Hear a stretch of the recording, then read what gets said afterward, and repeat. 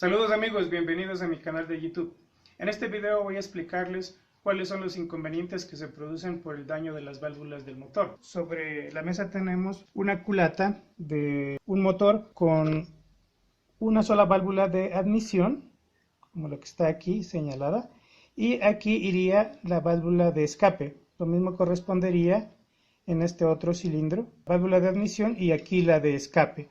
Este motor se denomina SOHC o de un solo árbol de levas por tener solamente una válvula de admisión y una de escape.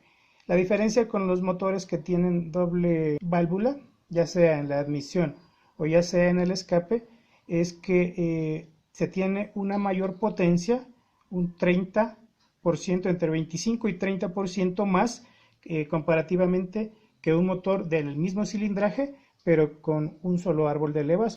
Las válvulas generalmente terminan dañándose por una de las siguientes 4 razones.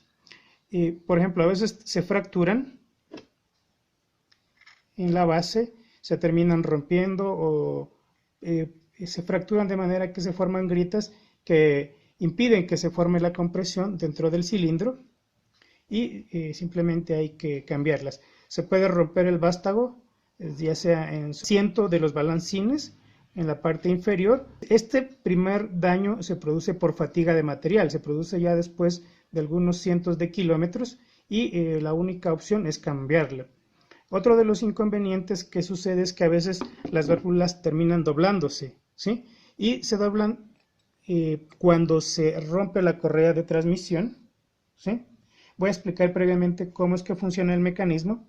Aquí tengo un pistón de este motor que debe de paso ir de una sola manera. Como se da cuenta, aquí hay una huella que corresponde a la válvula de admisión y esta más pequeña corresponde a la válvula de escape. O sea, la única manera y la manera correcta de montarlo es de esta forma. Entonces, normalmente cuando la válvula está cerrada, el pistón está cerca, logrando una alta compresión en este pequeño espacio, comprimiendo los gases que son aire y el vapor de gasolina. Luego de eso, la chispa que produce aquí la bujía es la que inflama toda la mezcla y se produce la explosión y hace que retroceda el pistón. En ese momento se abre la válvula para permitir una nueva mezcla, ingresando aire fresco y una cantidad de vapor de gasolina. Y el ciclo se repite, baja y vuelve a subir, ¿sí?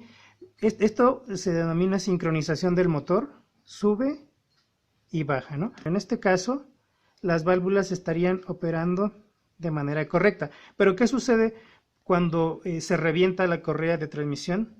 Simplemente esta sincronía se pierde y el motor se acerca hacia la válvula cuando la válvula se levanta.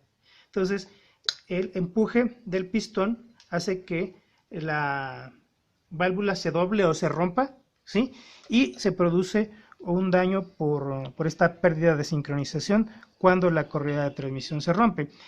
Otra de las circunstancias que también sucede es que cuando se cumple la vida útil de la correa de transmisión, que son unos 50.000, 60.000 u 80.000 kilómetros, tenemos que cambiarla. Vemos que la correa de transmisión empieza a deshilacharse o vemos que está comprometida la integridad de la correa y tenemos que cambiarla. Entonces, en el momento que tomamos la decisión de cambiarla, procedemos a cambiarla, pero cometemos un error de fallar, por ejemplo, en un diente de la sincronización, ya sea en el piñón del árbol de levas o en el piñón del cigüeñal.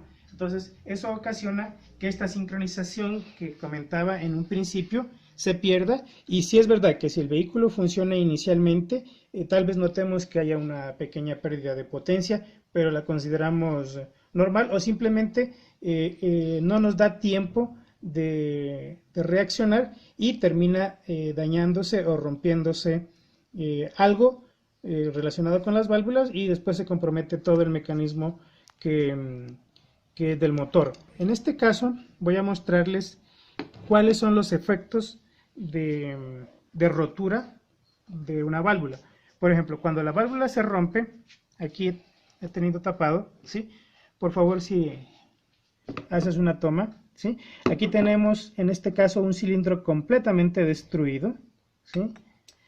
En este cilindro se terminó rompiendo la válvula de admisión, ¿sí? Y rompió todo, picó todo el sector de la base, del asiento de la válvula, y también incluso golpeó hacia el costado de la válvula de escape, y de esta manera dañó por completo la culata del motor.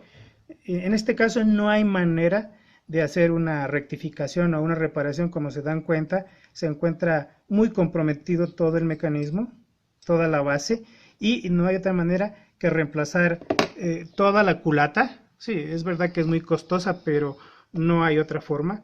Aparte de que se dañó el asiento de las válvulas, miren lo que ha ocasionado con el pistón, ¿sí?